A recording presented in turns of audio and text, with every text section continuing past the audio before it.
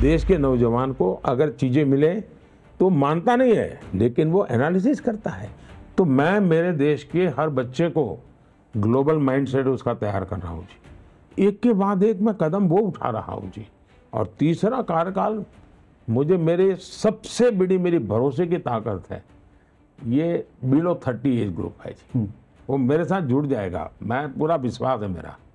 मैं मेरे देश से 20 to 30 वाला जो एज ग्रुप है ना, वही मेरे देश को आगे स्पीड मेरी बढ़ाने वाला है। दुनिया को ये विश्वास है कि भारत के चुनाव नतीजे क्या आने वाले हैं, और इसलिए मुझे जून महीने के इनविटेशन आगे पड़े हैं, अगस्त के हैं, अक्टूबर के हैं, सितंबर के हैं, यानी काम। और मैं सबको कहता हूँ भाई मेरे यहाँ तो अभी चुनाव, अरे बोले चुनाव तो हमें मालूम है क्या होने वाला है, आपको आना ही है। मैं यूथ ओलंपिक भारत में करना चाहता हूँ, मैं बीच ओलंपिक भारत में करना चाहता हूँ, मैं 2036 ओलंपिक यहाँ करना चाहता हूँ।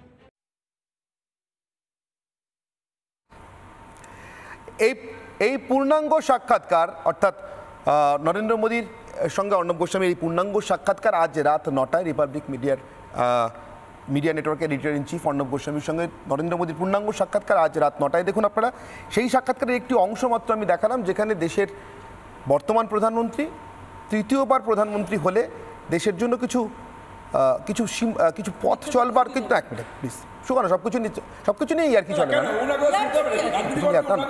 সবকিছু নিয়ে আর কি চলে না, সবকিছু নিয়ে আর কি চলে না, প্লিজ মানে নরেন্দ্র মোদী কথা শুনে সুকানা মিথ্যে করে তো এক মিনিট সুকানা প্লিজ সুকানা মিথ্যে করো এ রাজ্যের মুখ্যমন্ত্রীকে আমি বলতে শুনিনি, মিথ্যে করো আমি এ রাজ্যের মুখ্যমন্ত্রীকে বলতে শুনিনি।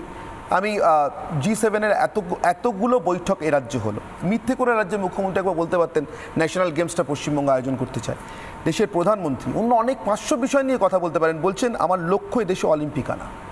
তিনি বলছেন 20 থেকে 30 বছর বয়সী ছেলেমেয়েদের মানসিকতা, global mindset. Bhaskar Babu please, সবকিছু নিয়ে আপনি উনি কি জিতে গেছেন না খেলাধুলার কথা বলছেন, এগুলো কি কথা বলছেন? প্লিজ ভাস্কর বাবু প্লিজ জিতে গেছেন না প্লিজ, দাঁড়া আপনারা তো জেতেন নি, লক্ষ্মীর ভান্ডার নিয়ে কি সব বলে বেড়াচ্ছেন। শুনুন ভাস্কর বাবু, সিরিয়াস কথা শুনুন, সিরিয়াস এটা লোকসভা নির্বাচন, সিরিয়াসলি ভাবে তিনি এটা নিয়ে কথা বলছেন, তিনি এটা নিয়ে কথা বলছেন। আর মমতা বন্দ্যোপাধ্যায় উত্তর নেই, এক মিনিট, মমতা বন্দ্যোপাধ্যায় উত্তর নেই, আছে তার মনে মনে একটা থাপ্পড় ঘুরে বেড়াচ্ছে। মুখে ভোটে কথা বলছেন, মুখে মনের মধ্যে রয়েছে থাপ্পড়। তার জন্য আপনারাই শুনুন। এই যে ইলেকশনের আগে মিথ্যে কথা বলছে, একটা বাচ্চা ছেলে যদি অন্যায় করে দুটো থাপ্পড় মারা যায়, আর প্রধানমন্ত্রী যদি মিথ্যে কথা বলে তবে তাকে কি করতে হয়? ভোটের দিনেও ভোটটা ওর উল্টে দিতে হয়, জোড়া ফুলে ভোট দিতে হয়। মনের বাসনা কি জানি না, কিন্তু একটা থাপ্পড়ের বাসনা আছে কোথাও। চালুনি বলে সুচকে ধীরে দিনের মধ্যে 50 কোটি মিথ্যা কথা বলে, 50 কোটি মিথ্যা বলে। ডবল চাকরি হবে, চপ শিল্প হবে, কাশফুলের বালিশ শিল্প হবে, পাপড় শিল্প হবে, চুড়ি শিল্প হবে, দুর্নীতি শিল্প হবে, কয়লা শিল্প হবে, তাহলে গাছে উল্টে মারবে, তারা আবার এত কথা বলছে, তারা আবার কথা বলছে চুড়ি শিল্প করবে, কথায় চুড়ি শিল্প দিয়ে চাকরি হবে। আমি অরিত্র কাছে আসব। বছর আড়াই কোটি চাকরি হবে, হয়েছে? এক মিনিট প্লিজ তোমরা যদি প্রশ্নই রাখো তাহলে আচ্ছা কে প্লিজ আমি অরিত্র কাছে গেছি, অরিত্র কাছে গেছি। অরিত্র, আজকে একই সঙ্গে আপনি দুটো স্ট্র্যাটাকে সেই অর্থে বলে সমাজে প্রেজেন্ট করছেন। এক তো আপনি এই মুহূর্তে যাদের খুব দাম এ রাজ্যের বাজারে, আপনি অভিনয় করেন, কিন্তু এটা আপনার একমাত্র পরিচয় না। আপনার নিশ্চিতভাবে অনেক অত্যন্ত গুরুত্বপূর্ণ আর অনেকগুলো পরিচয় আছে। আপনি কারুর সন্তান, আপনি কারুর ভাই, আপনি আরও নানান রকমের সামাজিক পরিচয় রয়েছে আপনার, আপনি আরও অনেক কিছু করেন, পেশাগতভাবে না করেন, নেশাগতভাবে করেন। কিন্তু আমি বলছি এগুলোর বাইরে অরিত্র 20 থেকে 30 বছর বয়সী ছেলেমেয়েদের মাইন্ডসেট চেঞ্জ করতে চাই, গ্লোবাল মাইন্ডসেট করতে চাই। এটা একজন দেশের প্রধানমন্ত্রী যিনি বর্তমানে রয়েছেন, ভবিষ্যতে ফিরে আসার আকাঙ্ক্ষা করছেন, স্বাভাবিক গণতান্ত্রিক আকাঙ্ক্ষা যে কেউ করে থাকেন, তিনি বলছেন এটা আমার লক্ষ্য। তিনি বলছেন অলিম্পিক আনা আমার লক্ষ্য। আমি না পাশাপাশি মেলাচ্ছিলাম, বছর ক্লাবগুলোকে 1 লক্ষ টাকা দিয়ে ইস্টবেঙ্গল মোহনবাগানে একজন বাঙালি প্লেয়ার খেলাতে না পারে একটা সরকারের সঙ্গে এই দেশের প্রধানমন্ত্রীকে, যিনি পরবর্তী একটা অলিম্পিক নিয়ে আসতে চাইছেন। আমার কথাটা দৃষ্টিভঙ্গির তফাৎ চোখে পড়ছে অরিত্র। মুখে বললেই হয় প্রধানমন্ত্রী হবে না, মুখে বললেই হয় প্রধানমন্ত্রী আমরা ঠিক করব। প্রধানমন্ত্রী হওয়ার জন্য, প্রধানমন্ত্রী ঠিক করবার জন্য চিন্তাটা তো প্রধানমন্ত্রী সুলভ হতে হয়, আছে ওটা? দেখুন, রাজনীতির মার্কেটিং স্ট্র্যাটেজির কতগুলো মানে ফাঁক ফোকর আছে। মমতা বন্দ্যোপাধ্যায় যে স্ট্র্যাটেজিটা ব্যবহার করছে সেটার একটা অ্যানালিসিস আমি বলছি, যেটা আমার ব্যক্তিগত রিডিং। প্রথম কথা হচ্ছে যে এই মুহূর্তে মমতা বন্দ্যোপাধ্যায় রাজনৈতিক কমিউনিকেশন দেখলে বোঝা যাচ্ছে যে তিনি আঞ্চলিক যে অ্যাসপিরেশনগুলো রাজনীতিতে রিফ্লেক্ট করাতে চেয়েছিলেন সেইগুলো কতটা সফল হয়েছে কতটা ব্যর্থ হয়েছে সেটা অন্য আলোচনা, কিন্তু সেইগুলো দিয়ে আর জনসংযোগ করা যাচ্ছে না। মানে তার কারণ যে প্রতিজ্ঞাগুলো বা যে অ্যাসপেক্টগুলো নিয়ে আসলেই বাংলায় কাজ করা উচিত ছিল রাজনৈতিক ফিল্ডে, সেই জিনিসগুলো হয়নি। এবং তারপরে দুর্নীতি থেকে শুরু করে আরও একাধিক জিনিস একেবারে তৃণমূলকে ছিন্ন ভিন্ন করে দিয়েছে একাধিকবার রাজনৈতিক ময়দানে। সেই কারণে মমতা বন্দ্যোপাধ্যায় খুব ভালো করেই জানেন যে এই ইন্ডিয়া জোট বা এই যে বিরোধী যে একটা এজেন্ডা তৈরি হয়েছে সেটা খুব একটা শক্তিশালী অবস্থায় ন্যাশনাল পলিটিক্যাল ফিল্ডে নেই। সেই কারণে তিনি যেটা করছেন বলে আমার মনে হয় যে তিনি কনস্ট্যান্টলি ফোকাস পয়েন্টটাকে, যেহেতু বাংলার কথা বললে বাঙালি শুনছে না, তো সেই জন্য এই মোদি ভার্সেস বাংলা এই একটা জিনিস করে মানুষের যদি অ্যাটেনশন পাওয়া যায় যে হ্যাঁ ঠিক আছে একটা বড় কিছু হতে চলেছে, সেইটা তিনি করছেন। এই যে তিনি বলছেন যে মোদি প্রধানমন্ত্রী হবেন না, ভালো কথা, যদি না হয় অন্য কেউ হবে, কিন্তু কে হবে সেই উত্তরটা কোথায়?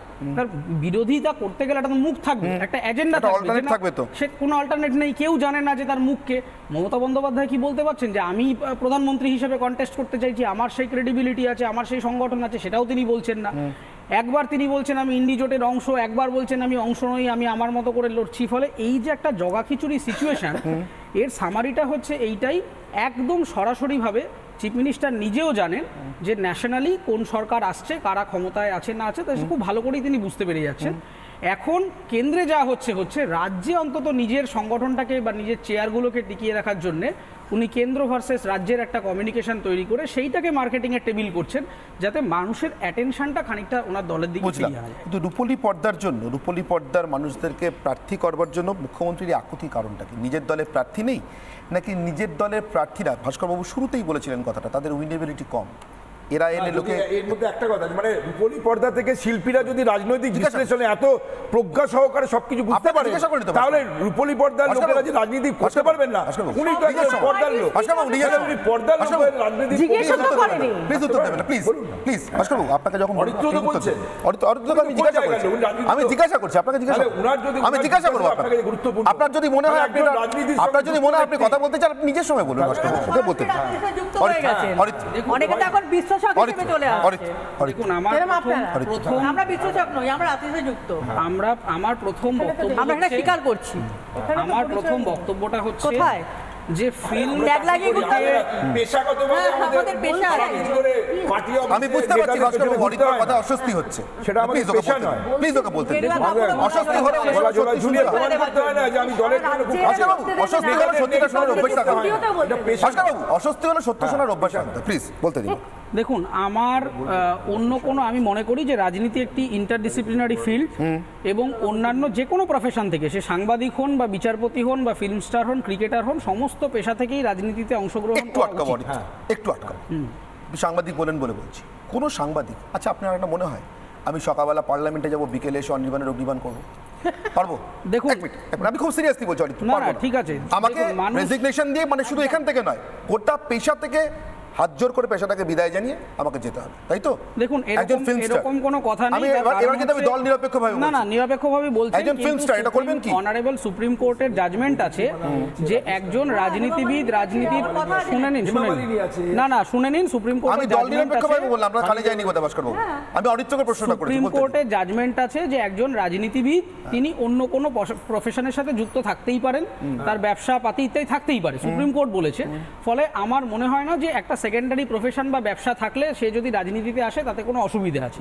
কিন্তু ঘটনাটা হচ্ছে, আমার অবজেকশন এই যে দেবকে নিয়ে এত কথা হচ্ছে, আমার কোনো আপত্তি নেই, এবং আমি এও বিশ্বাস করি যে দেব বা দীপক অধিকারী এই মুহূর্তে সাংসদ হিসেবে যে জায়গায় আছেন, খানিকটা শক্তিশালী জায়গাতেই আছেন বলে আমি বিশ্বাস করি। কিন্তু আমার অবজেকশনটা হচ্ছে যে তার অ্যাটেন্ডেন্স কম, 11% জাননি দীর্ঘদিন। আচ্ছা, তিনি অধিকাংশ এই যে এখন তিনি প্রচারে গিয়ে বলছেন ঘাটাল মাস্টার প্ল্যান নিয়ে কেন্দ্র অসহযোগিতা করেছে, আজ অবধি তিনি পার্লামেন্টে প্রপার ডিবেটে পার্টিসিপেট করেননি, স্পিকারকে চিঠি দেননি, পার্লামেন্টের প্রাইম মিনিস্টারকে জানাননি। হিরণ কি না না আমি কি বলছি ঘাটাল মাস্টার প্ল্যান সে দাঁড়িয়েছে তো এমপি নয়, দাঁড়িয়েছে সে। আরে এখন তো ক্যান্ডিডেট নিয়ে কথা হচ্ছে। ঠিক আছে, আচ্ছা হিরণকে নিয়ে বারণ আছে। আচ্ছা ও বিজেপি তো না হিরণ, রাইট। আচ্ছা সেকেন্ড অবজেকশনটা হচ্ছে যে পার্লামেন্টে দাঁড়িয়ে দীপক অধিকারী মহাশয় তিনি বলে এসেছিলেন যে this is my last speech. এখানে একটা সাংগঠনিক দুর্বলতার প্রশ্ন আছে, তার কারণ যে আমি দল ছেড়ে দেবো বা রাজনীতি ছেড়ে দেবো, তিনি দলের সাথে কথা বলে নেননি।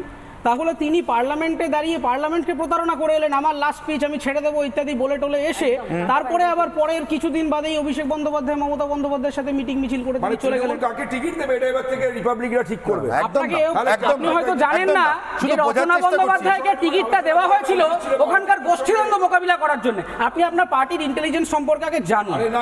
রচনা বন্দ্যোপাধ্যায়কে টিকিট দেওয়া হয়েছিল হাওড়ায় হুগলিতে গোষ্ঠীদ্বন্দ্ব মোকাবিলা করবার জন্য, সায়ন্তিকাকে টিকিট দেওয়া হয়েছে বরানগরের লবি প্রবলেম সলভ করবার জন্য। এবার আমি পার্টির ইন্টেলিজেন্স